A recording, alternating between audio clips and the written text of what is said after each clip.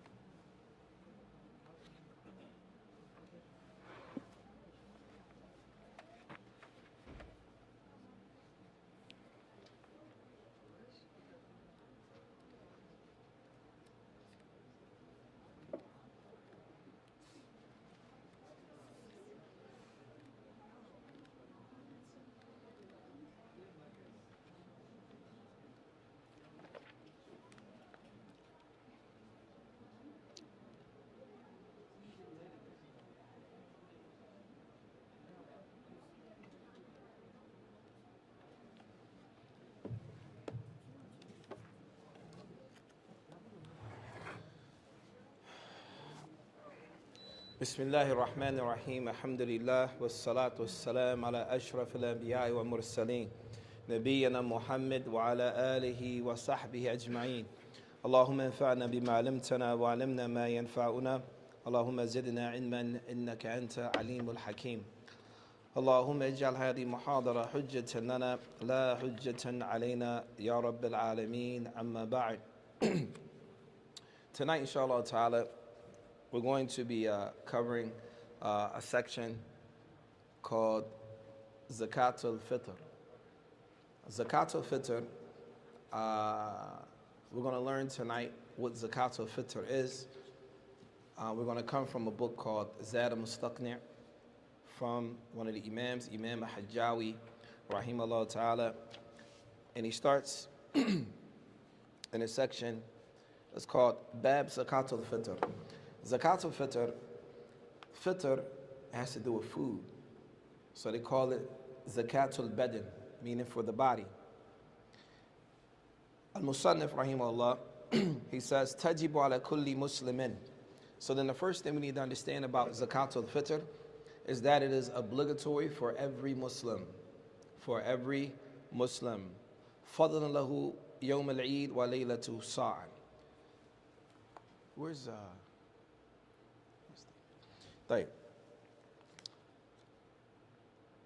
So every Muslim here, it means the old, the young, the sick, any Muslim, man, woman, etc. Shit, get the inside. So it is obligatory upon every Muslim, man, woman, child, etc. for the day of the Eid. وَلَيْلَتُهُ سَاعًا. So anyone that has فَضْلَ لَهُ, meaning they have extra food or sustenance for themselves for the day and the night, then it is obligatory for that person to pay Zakat Al-Fitr. Pay Zakat Al-Fitr. And it says, عَنْ قُوتِهِ وَقُوتِ عِيَالِهِ وَحَوَائِجِهِ الْأَصْلِيَةِ. So what this means is, if a person has enough food for themselves, right, their family, etc., then at that point they are required to pay Zakat Al-Fitr. Now, the unit of measurement for Zakat Al-Fitr is something called a sa'a. A sa'a, the brother's going to bring out a measurement, a unit of measurement, which is a sa'a that goes back to the measurement of the Prophet sallallahu alaihi wasallam. That particular one that we have here, it goes back to Zayd ibn Thabit. Zayd ibn Thabit from the companions of the Prophet sallallahu alaihi wasallam. It is the actual measurements of the hands of the Prophet alayhi salatu wasallam. If you don't have a measurement like that, many scholars of Islam, they say use two hands. One hand, two hands, you put them together and you scoop, right? You do it 4 times. 4 times is the equivalent of 1 sa'a. This is a unit of measurement. Now, it's very, very important to note. When we're measuring Zakat Al-Fitr, we are measuring volume, not weight. Do we know the difference between volume and weight? If you don't, no problem, we'll explain it. Volume is the capacity, filling the capacity of space. So for example, if I have a cup and I fill this cup up with cotton, that's the volume that's in this cotton. We're not measuring it by weight, okay? Weight is how heavy it is, and the volume is the capacity that it fills. Where's the other? It's on the table. Right. So, if you're going to measure, if we're measuring the as-sa'a, we take, if you don't have one of these, this is one here, this is a copy. This is an official one that we actually have an ijazah that go back to Zayd ibn Thabit for this one right here. All right? If you fill this up, this is the as-sa'a is 4 of these. 4 of these things. So if this is filled up to the top and you fill it up 4 times, is equivalent to 1 sa'a. The ulama say that this is the equivalent of 4 scoops. The reason why I make a distinction between volume and weight is because online many people say that if you're going to use rice, then it's 6 pounds. Some women say, all right, you want to pay Zakat Al-Fitr, it's like 6-7 pounds of this. That may be true for rice, but that may not be true for flour. But that may not be true for beans. But that may not be true for dates, right? Because we're measuring the volume and not the weight, طيب. ولا يمنعها الدين إلا بطلبه. So let's say, for example, you owe someone some money. You owe some money. Now in Islam, paying our debts are important, are extremely important, to pay your debts. However, paying Zakat Al-Fitr, you can pay Zakat Al-Fitr without paying your debt unless the one you owe money to, they request it at that point in time. Otherwise, you can pay your Zakat Al-Fitr. فَيُخْرَجُ عَنْ نَفْسِهِ وَعَنْ مُسْلِمٍ يَمُونُهُ. So, if I'm going to pay Zakat Al-Fitr, then I'm going to pay for myself, the amount for myself. Then I'm going to pay for any Muslim that I'm responsible for. So some people say, okay, well, I have a child, a son or daughter that lives with me, but they're not Muslim. Do I pay zakat for them? No. I have a brother or sister and they live with me. Do I pay zakat for them and they're not Muslim? No. Let's say, for example, you have a friend who lives with you during the month of Ramadan and they're Muslim and you're taking care of them, then you would pay for them. Does that make sense? So then, Zakat Al-Fitr is anyone you are responsible for that period of time during Ramadan. If during that period of time you're responsible for them, then you pay zakat for them.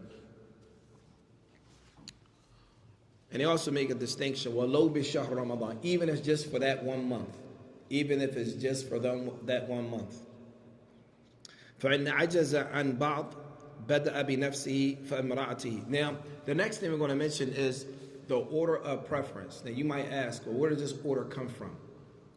So the scholars of Islam have various reasons of why they came with this particular order, but it's not written in stone.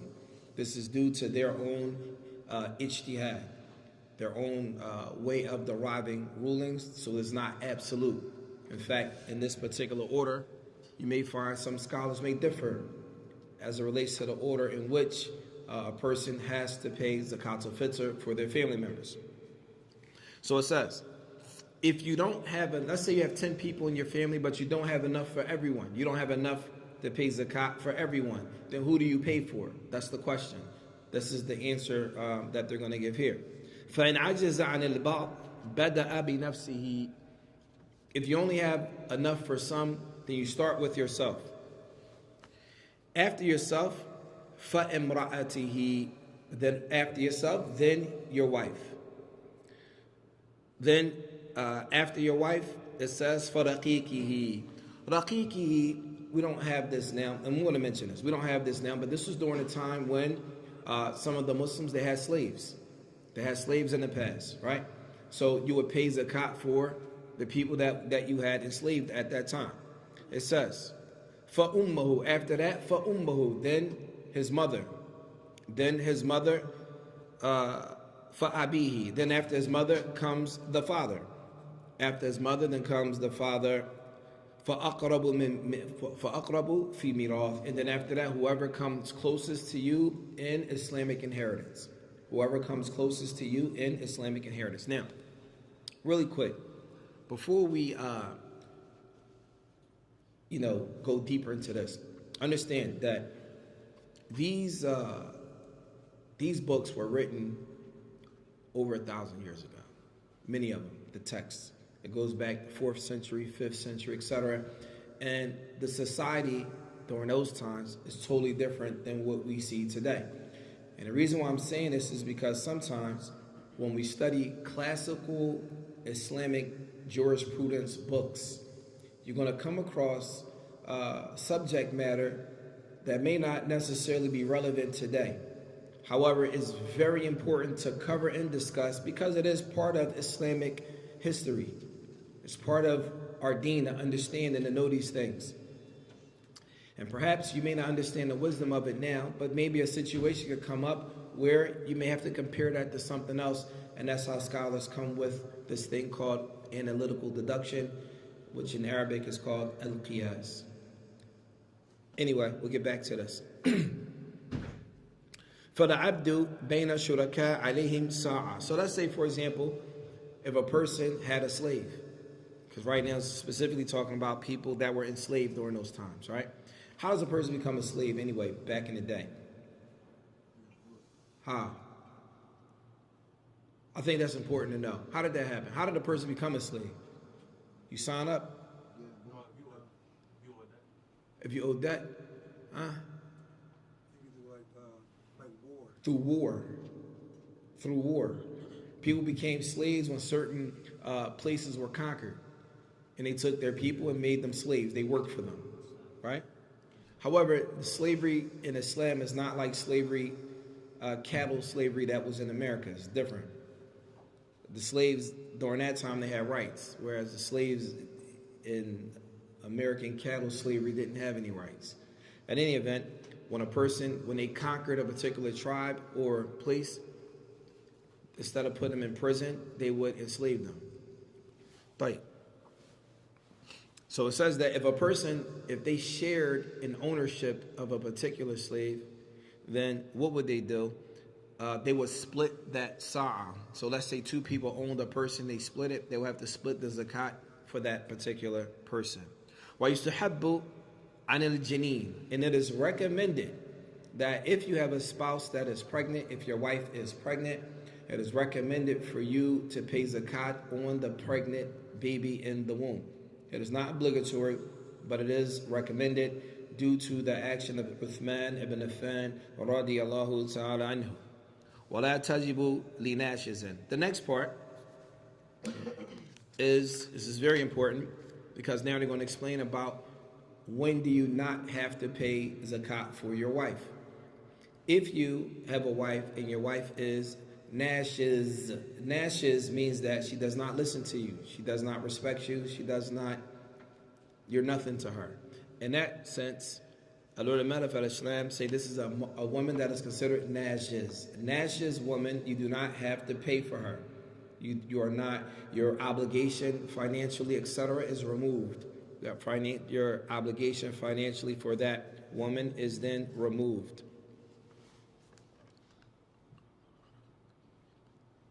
طيب. The next scenario, وَمَنْ لَزِمَتْ غَيْرَهُ فِطْرَتُهُ فَأَخْرَجَ عَنْ نَفْسِهِ بِغَيْرِ إِذْنِهِ أَجْزَأَتْ. Let's say, for example, your wife, she says, I want to pay for my own zakat this year. I don't want you to pay for me. Is this permissible? Or your kids may have a son or a daughter say, you know what, I'm going to just pay the zakat for myself. I want to do it for myself. Is that permissible? The ulama say ajza'at, meaning they can do it. It's acceptable, right? Even though it's your obligation, man, it's your responsibility, but if they decide to do it for themselves, then this is acceptable. When does it become obligatory to pay Zakat Al-Fitr? When does it become obligatory? It becomes obligatory. Tajibu bi ghurub ash-shams laylat al-fitri. What does that mean? today might be the last night of Tarawih. Sah? Is that correct? Or no? Yeah. Tonight might be the last night. Tonight might be the last night of Ramadan. So, if tonight, for example, let's say tomorrow we don't know. So, at Maghrib time is the Eid. Once the Eid comes in at Maghrib, when people say Labbaik Allahumma Labbaik, is that it? La. At-Talbiyah. Allah. I'm trying to make sure everyone's waking up. Allahu Akbar, Allahu Akbar, Allahu Akbar, La ilaha illallah, Allahu Akbar, Allahu Akbar, Walillahi alhamd. This is what we say when Maghrib comes in for the Eid. Okay? At that point in time, that's when Zakat Al-Fitr becomes obligatory. Zakat Al-Fitr becomes obligatory at that point in time. طيب. فَمَنْ أَسْلَمَ بَعْدَهُ. So now, Imam Hajjawi gives examples now of some scenarios. Let's say, for example, right now, the Eid is in. We're doing our Talbiyah, right? Or Takbirat, I'm sorry. We're doing our Takbirat. Allahu Akbar, La ilaha illallah, to the end of it. If a person takes their Shahada at that point in time, do they have to pay Zakat Al-Fitr? Yes or no? Huh? No. They do not have to pay Zakat Al-Fitr. Why? Because they were not Muslim when Ramadan was in. Let's say, for example, a person takes their Shahada 1 minute before the Adhan for Al-Eid. Before the Adhan for Salat al-Maghrib, and they take it 1 minute before that. Do they have to pay Zakat Al-Fitr? Yes. Why? Because they took their Shahada while they were Muslim before the Eid came. Before the Eid came. Right. The same thing. If a person gets married, or wulida dahu walam talzimu fitratu. If a person gets married right after the Eid, right after the Adhan for Maghrib, it is time for Eid. If a person gets married at that time, then they do not have to pay zakat for that person, etc. Right. وَقَبْلَهُ تَلْزَمُ. Anything that happened before that, it becomes obligatory. فَيَجُوزُ إِخْرَاجُهَا قَبْلَ الْعِيدِ بِيَوْمَيْنِ فَقَط. It is permissible for a person to pay and give out Zakat Al-Fitr 2 days before the Eid. Is today, would the day be considered 2 days before the Eid? Depends. We wouldn't know. All right? We wouldn't know. All right? So then the best bet would be, if you're going to be giving out Zakat Al-Fitr, it would start tomorrow. Why? Because tomorrow would at least be 2 days, or at the most 2 days, and at least 1 day before the Eid. So then it would be tomorrow.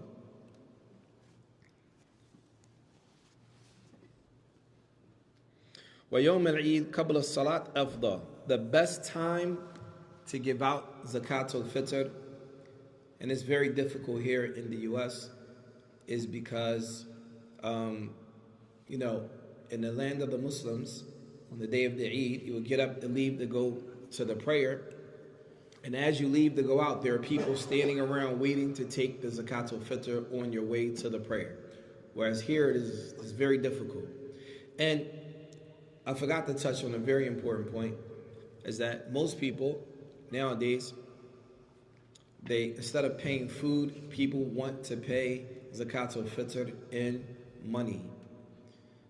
I'm not saying that it's impermissible to pay in money, because there are many ulama of the past who were in agreement in paying Zakat Al-Fitr with money. However, the Prophet ﷺ, he commanded us to pay it in food. Now, does that mean if you see someone paying Zakat Al-Fitr in money that they're committing a bid'ah? Anyone think paying money is a bid'ah? You think it's a bid'ah? MashaAllah. But what about the companions that did it? See, you had your mouth open. But you never, I read. So listen. This is why. Look, shoot. This is why it's important. It's important, right? To consider something a bid'ah. If you don't know, you gotta be careful, right? There are companions that pay their money. There are tabi'een that pay their money. Atba' tabi that pay their money. There's a group that actually pay their money. Yes. Yeah, you're inshallah. But this is why it's very important. I know you may have been taught that it's a bid'ah, right? I know. That's not correct. It's not correct. However, it's preferable, better to pay it in food. This is what is authentically narrated, is paying in food. However, if you pay in money, I don't recommend it because there are people that still will take food. So why would you do something that you don't have to, right? طيب. وَتُقْرَأُ فِي بَاقِيهِ. It is hated to give out Zakat Al-Fitr after the Salah. But it's still considered Zakat Al-Fitr all the way up until Maghrib. Once Maghrib passes and you didn't give it out yet, now you're sinful and you have to give it out, but you're committed a sin. So now the sin is upon you. طيب. The different types of foods. Does anyone know what the different types of food are? There are 5 staple foods, right? From those foods are yajibu sa'a min bur. Bur is wheat, right? Does wheat weigh the same as rice? No. It's lighter or it's heavier? Lighter. Right. What about barley? Like the same as wheat. Yeah, right? And then it's or daqiqihima, or you can make both of them and they're like flour, real thin, right? Or tamrin, or dates, right? Dates are heavier or is it light? Heavier, right? Or zabib, raisins, right? Or aqid. Aqid is like dried milk, like a type of dried milk that I don't see. We don't see it. I've never seen it. The point is, those are the 5 staple foods. Now, many ulama say that giving out Zakat Al-Fitr can only be from this 5 group. That's a statement, right? And then some of the scholars say, rather, any staple food of that particular town, people, what those people eat, right? These staple foods here, people may not eat here, right? And the purpose of the Zakat Al-Fitr is to feed the people on that particular day.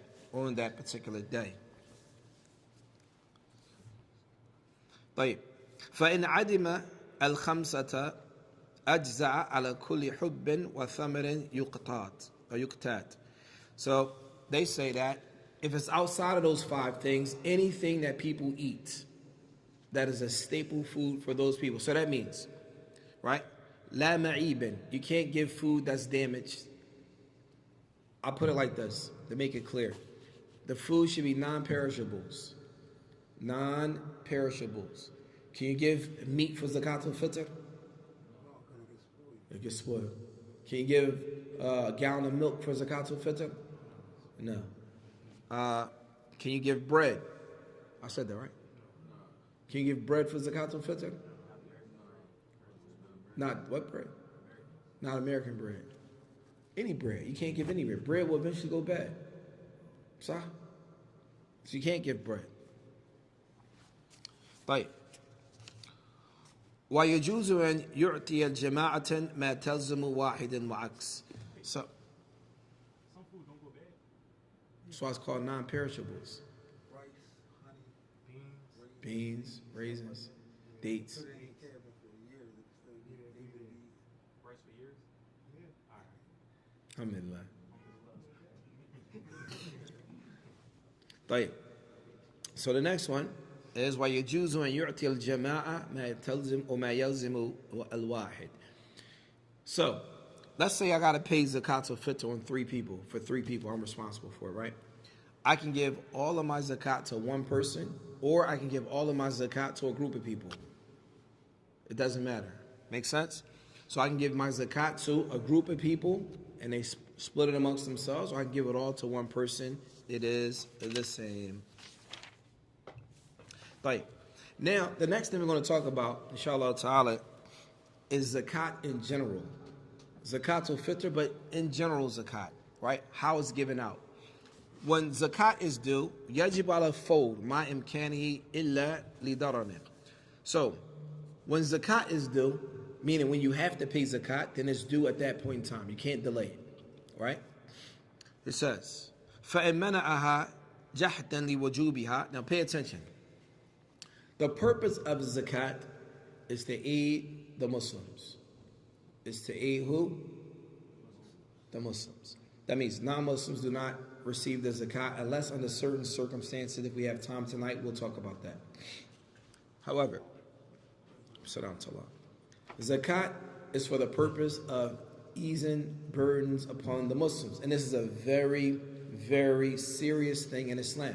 It's not something to be taken lightly.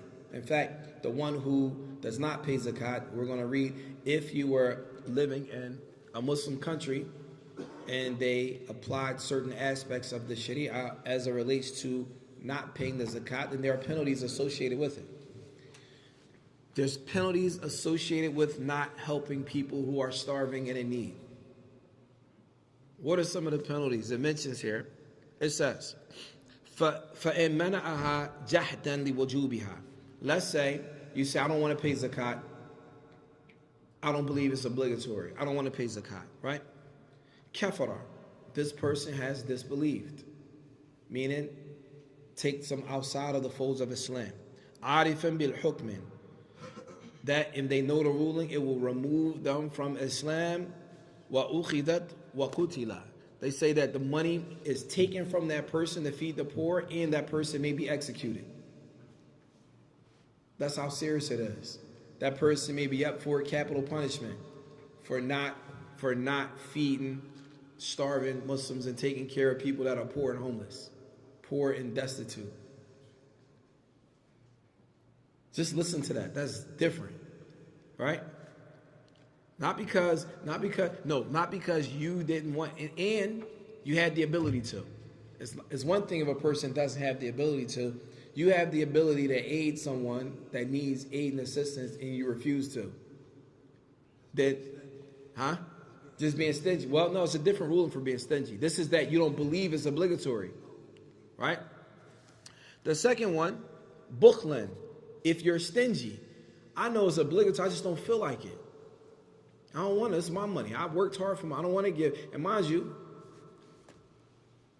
let's say the nisab, or the amount of money that has to be paid, let's say it's $1,000 a year, for example. Anything after your bills, after everything is paid, you have $1,000 left over. How much of that do you have to pay out for zakat? Does anyone know? 2.5%. What's 2.5% of $1,000?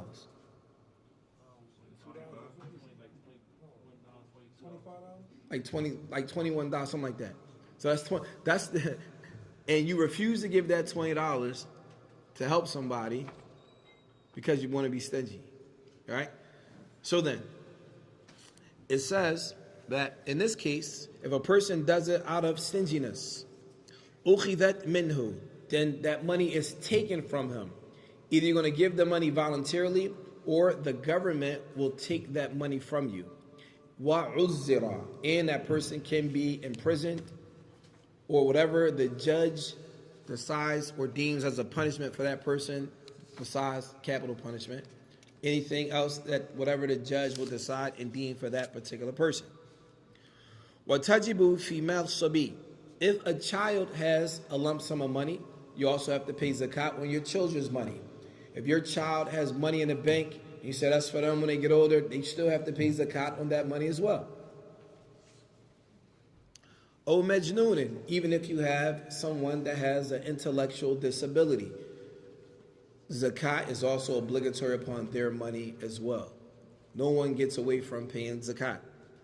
فَيُخْرِجُهَا وَلَهُمَا وَلِيُّهُمَا. So the one who actually pays on their behalf is their wali. The wali is the one that is responsible for the child and the one that is responsible for the sick person. وَلَا يَجُوزُ إِخْرَاجُهَا إِلَّا بِنِيَّةٍ. You cannot pay zakat unless you have the intention to do so. وَالْأَفْضَلُ أَنْ يُفَرِّقُهَا بِنَفْسِهِ. And it's better for you to give the zakat yourself to someone instead of giving it to someone else to pay it out, but it's better for you to do it yourself. وَيَقُولُ عِنْدَ دَفْعِهَا وَهُوَ وَآخِذُهَا. And there's a dua that's narrated, but many of the ulama say that the narration is not authentic, and I didn't get the opportunity to look up various different ad'iyah when a person gives a zakat, and that's due to my own taqsir, my own deficiency. So we're going to skip over that part, inshallah ta'ala. وَالْأَفْضَلُ إِخْرَاجُ زَكَاةٍ كُلِّ مَالٍ فِي فُقَرَاء بَلَدِهِ. So if we're paying zakatul mal, so we have two types of zakat. Zakat that has to do with the food, and we have zakatul mal that has to do with wealth and money. If we're paying zakatul mal, which is the 2.5% for the money, then it says paying the zakat is for the poor people in your town where you live. Fuqara baladihi. And we're going to explain later, if we have enough time, what is the difference between a faqir and a miskin. وَلَا يَجُوزُ نَقْلُهَا إِلَى مَا تُكْسَرُ فِيهِ الصَّلَاةِ. It is not permissible to pay your zakat, your financial zakat, to someone living in another town. And they say, well, how do you determine the distance of that town? The distance of that town is if you can shorten your salat, then you can't pay zakat there. So if you're traveling to the point where your salat is shortened, then you cannot pay your zakat there. Rather, you have to pay it in a place where you reside. فَإِنْ فَعَلَ أَجْزَأَتْ. If a person does it, it will be accepted, but you shouldn't do that. إِلَّا أَنْ يَكُونَ فِي بَلَدٍ لَا فُقَرَاءَ فِيهِ فَيُفَرِّقُهَا فِي أَقْرَبَ بِلَادٍ إِلَيْهِ. Let's say, for example, you have the money for zakatul mal, for your money, but there's no poor people there. You can't find anyone to take the money. Then in this case, they make the exception that it will be okay to send your money to another place. فَإِنْ كَانَ فِي بَلَدٍ وَمَالَهُ فِي آخَرْ أَخْرَجَ زَكَاةَ الْمَالِ فِي بَلَدِهِ. Now let's say, for example, you travel to Canada, but all your money is in the bank in Philly, right? It's time for you to pay a zakat. Then you take your money out of the bank and you pay it in Philadelphia, not in Canada. Does that make sense? You pay the zakat where your money is. You pay the zakatul mal, wealth, where your money is located. However, when it comes to Zakat Al-Fitr, you pay the Zakat Al-Fitr in whatever land you are in. So understands the difference. Wherever my money is, that's where I pay my Zakat Al-Mal. The zakat, that 2.5%, wherever my money is located. But let's say I'm in Canada, China, Africa, and it's time for Zakat Al-Fitr, I must pay it in the place where I'm at, the food. Is that clear? So then there's a distinct difference between the zakat that has to do with your wealth. You pay that zakat wherever your money is located, whereas the Zakat Al-Fitr for Ramadan, then you pay that zakat wherever you physically are located. So we separate between where your money is located and where you are physically located. Any questions about that? Yes. The 2.5%, when do you pay that? At the end of the year. Yeah, we didn't. Yeah, that's a whole nother class. When do you pay it? How do you pay it? That's different. طيب. ويجوز تعجيل الزكاة لحولين فأقل ولا يستحب.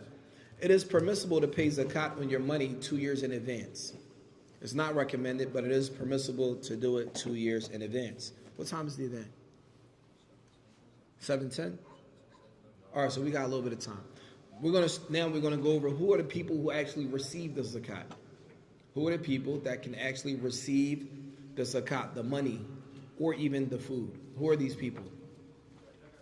The first one, Ahlul Zakat Thamaniya. There are 8 groups of people that can receive the zakat. Al-awwal, the first one is the fuqara, the poor. Who are the poor? The poor is hum ma la yajiduna shay'an aw yajiduna ba'd al-kifaya. This person, either they don't have anything or they have less than half of the things that they need. They have less than half of the things that they need. For example, let's say their bills are $1,000 a month. They only are able to constantly come up with 300 a month. Is that less than half? Huh? Yes. So this person is considered faqir. That's number one. The second group is a miskeen. What is a miskeen? The miskeen is a person that has half or more, but not the complete. They still owe the same $1,000, but they only have 600. They're 400 short. This person is miskeen. Does that make sense? Okay, so here's the difference. If miskeen and faqir, if they're both used together, then they have separate meanings, the meanings that I just mentioned. But if miskeen is used by itself or faqir is used by itself, then usually they have the same meaning. So they separate when they're together, and when they're together, they separate. They separate when they're together, and when they're individually, they mean the same thing. So for example, if you just hear faqir, then it also includes miskeen. If you hear miskeen by itself, then it also includes faqir. But if you hear faqir and miskeen together in the same sentence, then they have two different meanings, like the meanings we're mentioning right now. I hope that makes sense. طيب. The third one is amiluna alayha. The third one is amiluna alayha. Amiluna alayha are the people that collect the zakat. So let's say if you go to Masjid al-Wasatiyah, for example, and his brothers there collecting the zakat, they can actually take some of the zakat for themselves. They become eligible to take some of the zakat for themselves because they're working on the zakat. The fourth one, mu'allafatu qulubuhum. طيب. Mu'allafatu qulubuhum. This is a group of people that you want to soften their heart. In this case, it becomes permissible to give the zakat to perhaps non-Muslims in this case. Why? So the scholars about Islam, they explain that these people are people who mimma yurja islamu, somebody that you hope for them to become Muslim, right?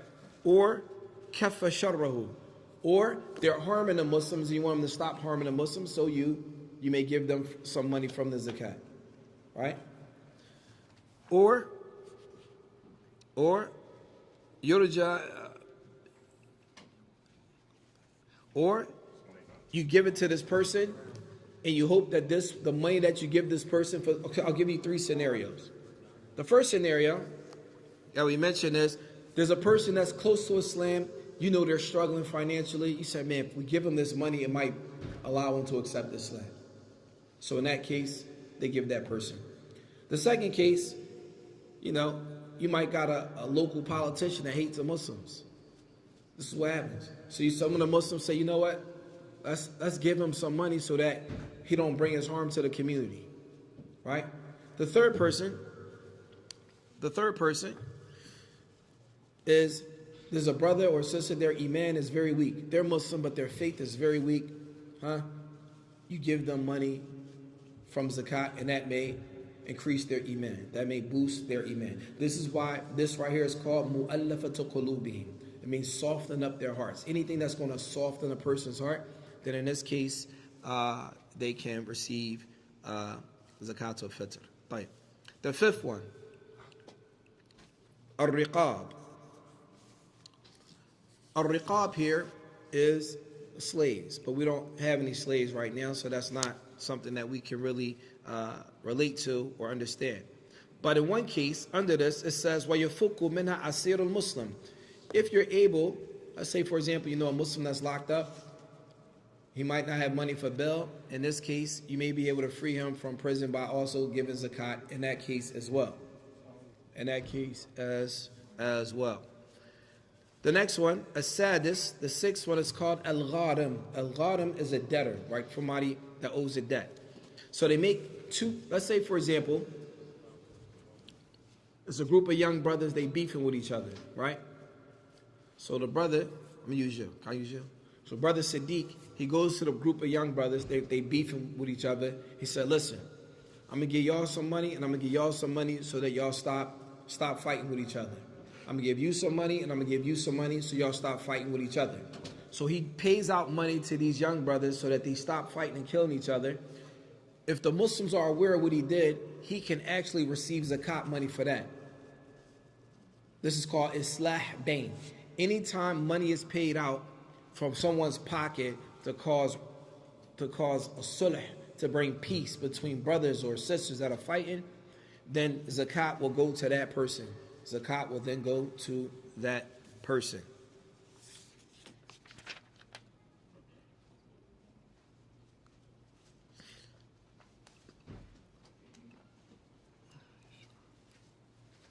Or if a person, that's one part, or if a person he's poor. So Muslim he's going through, he's short, he can also take, that same person that does that, he can also take some of the zakat for himself if he is struggling. The next one, as-sabi', the seventh one, fi sabilillah. When they say fi sabilillah, when the Muslims go out to battle, now mind you, war in Islam is like war in anyone else. A country or a state declares war, all right? So in every war, there are soldiers, people that go and fight the war. Usually soldiers receive what? They receive a salary, correct? All right. In Islam, if there's a war, a government-sponsored war, like they're going to battle, there are people that may want to volunteer to go to war, but they may not receive a salary. In that case, those people are able to receive a salary under the government law. They will be able to receive the zakat for that reason. Does that make sense? Right. And the last one, Ibn Sabil. Ibn Sabil, let's say for example, a brother is traveling and he lost his money. You travel to Saudi, you lost all your money, you lost your wallet, you lost everything. You have no way of traveling to get around. In this case, this person can receive zakat money so that person can get to where they need to go. Even if that person is rich. Even if that person is rich. Such a fulan is known to be extremely wealthy, but he lost everything and he doesn't have access to his money. He now becomes eligible to receive zakat. He becomes eligible to receive zakat. Right.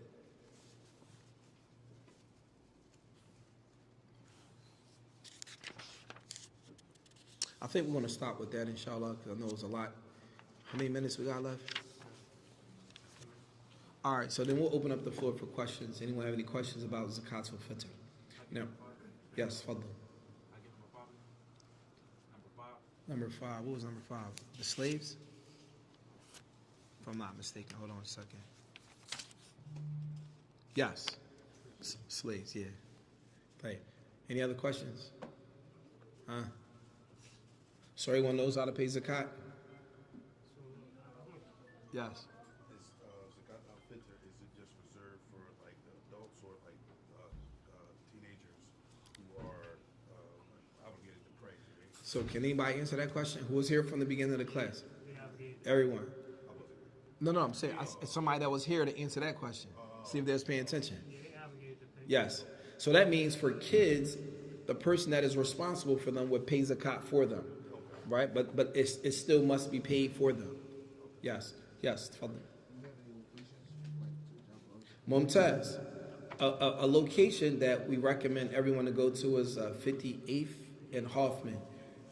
Masjid al-Wasatiyah. You can go there and drop off your Zakat Al-Fitr, and they will start giving it out, I believe, tomorrow.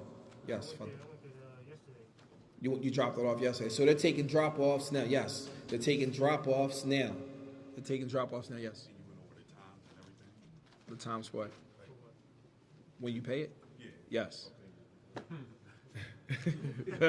Alhamdulillah. Yes. As far as the 2.5 zakat, that's one of the pillars.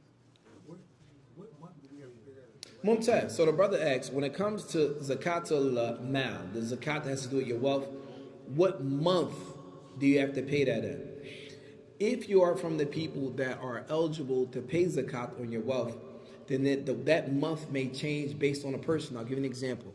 Let's say, for example, the minimum amount a person must have in their bank account for a whole year and never go under that in order for you to pay zakat on your wealth.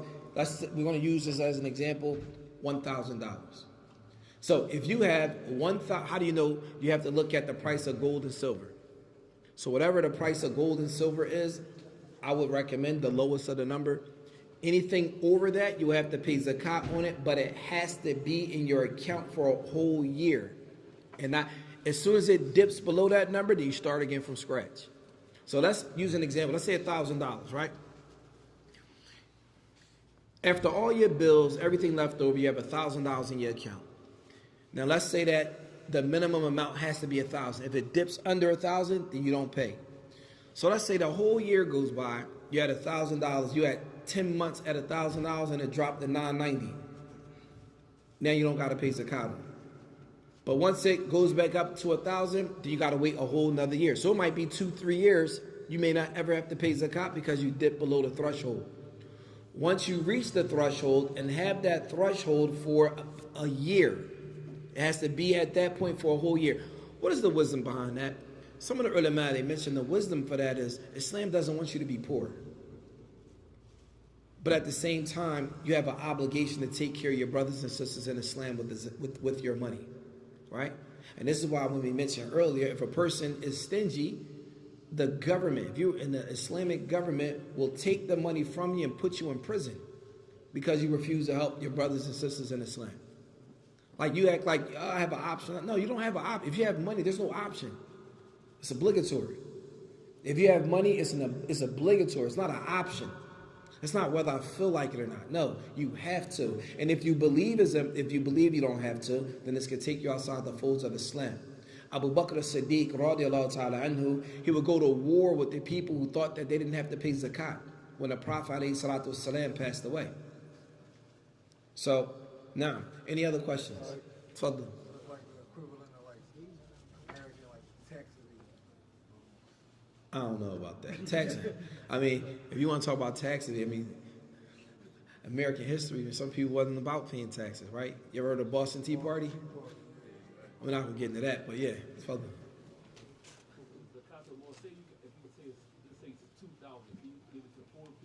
Yes, good question. So, if you paying zakat on $2,000, right, you can give all that money to one person, or you can give it to a group of people. You can give all the money to one person, or you can give it to a group of people. Okay. He just said, can you give the zakat money to the masjid? Does the masjid fall into the 8 groups? No. Oh, you got to look and see. If it falls into the 8 groups, then maybe. But if not, then no. But you can always give sadaqah, though. You can always give sadaqah. Yes. Can you give zakat al-fitr on behalf of people that died? Allahu Alam. I'm thinking maybe if a person died during the month of Ramadan, but Allahu Alam. I don't know. Right now, I don't know. My brain is like fried. Now, once we finish the class, it might come to me. Right now, it's not coming to me. Huh? Inshallah. Thank you. Any other questions? So when you just said you used the $1,000 for the example, Right. it could be any number. So you got It might be, right, if you want to look right now, go look at the price in gold and silver right now. If you look at it right now, whatever the lowest, if you're going to use silver as a lower number, if you want to use gold, whatever the price of gold is, you got to at least have that in your account for a whole year, not go under that. If you want to use the price of silver, then whatever the price of silver is, you got to have that in your account and not dip below that for a whole year after paying all of your bills. After paying all of your bills and taking care of all of your essentials. Does that make sense? Yes. So just I just want to say this. Brothers and sisters, if you are not paying zakat because you didn't know, then I ask Allah to forgive us because it's our responsibility to educate the people on it. If you do pay zakat, alhamdulillah, continue to pay zakat. But this zakat that we're talking about today is Zakat Al-Fitr, which has to do with food. But there's also something called Zakat Al-Mal that has to do with your wealth. That has to do with your wealth. Fadl. Yes, so Zakat Al-Mal will fluctuate. The threshold will always fluctuate depending on the price of gold and silver. The threshold will always fluctuate depending on the price of gold and silver. Yes. Is